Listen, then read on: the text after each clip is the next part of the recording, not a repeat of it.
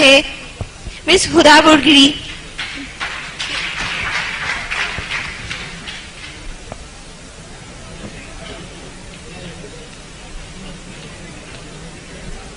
عزت نفس کسی شخص کی محفوظ نہیں، اب تو اپنے ہی نگہبانوں سے ڈر لگتا ہے. ڈنکے کی چوٹ پہ ظالم کو برا کہتی ہوں، مجھے سولی سے نہ زندانوں سے ڈر لگتا ہے. جناب اعلیٰ، وطن عزیز کے حکمران اور عہدے دار ہاتھ میں کشکول لیے اغیار کے سامنے ہر وقت بھیک ملنے کے منتظر رہتے ہیں، جو نہ صرف اس ملک کے تشخص کو پامال کر رہے ہیں بلکہ آنے والی آئندہ ہماری نسلوں کو گداگری جیسی شرمناک عادت سے متعارف بھی کروا رہے ہیں. تاریخ میں ایسی کئی قوموں کے قصے رقم ہیں جن قوموں نے مسلط کے نام پہ اپنے سروں کو جھکا کر دستے سوال بلند کیا اور بعد میں جن کا انجام بازار میں بکنے والے سفید جسموں کی مانند کمتر اور حقیر بن کے ابھرا. ایسا ہی کچھ حال وطن عزیز کا بھی ہے. جناب اعلیٰ، پاکستان پچھلے 10 سالوں میں امریکہ سے $18 بلین کی رقم موصول کر چکا ہے.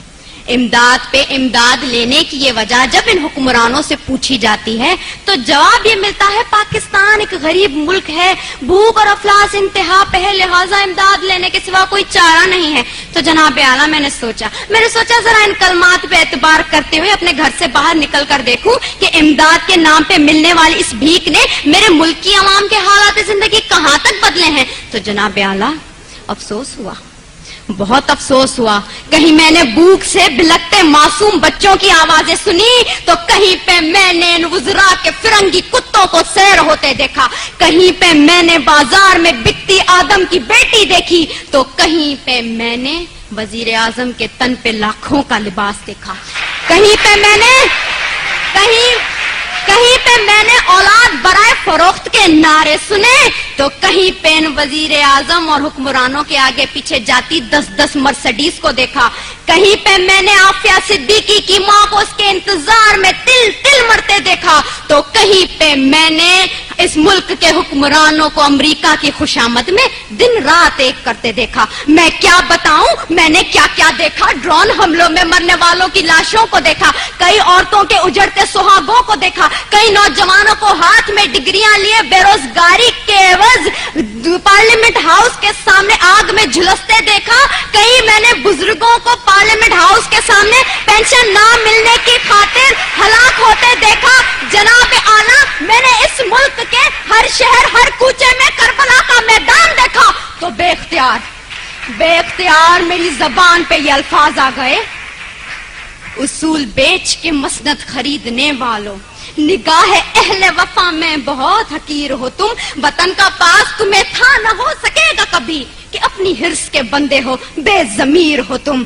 جناب اعلیٰ، چند روپوں کے عوض اس ملک کی عزت و توقیر کو گروی رکھنے والے ان حکمرانوں نے ہم سے ایک غیرت مند قوم کہلوانے کا حق چھین لیا ہے. آج پاکستان اسی غلامی کی زنجیر سے بندھنے جا رہا ہے جس سے آزاد کروانے کے لیے کئی مسلمانوں نے اپنے لہو سے مقتل گاہوں کو سجایا تھا، کئی آدم کی بیٹیوں نے اپنی عصمتوں کو سرے بازار نیلام کروایا تھا، کئی شہیدوں نے جس گلستان کو سجانے کے لیے اپنا لہو بنایا تھا. کیا یہ ہے وہ پاکستان؟ میں پوچھتی ہوں جناب اعلیٰ آپ سے، یہاں بیٹھے ہر شخص سے، اپنے آپ سے، کیا یہ ہے وہ پاکستان؟ نہیں.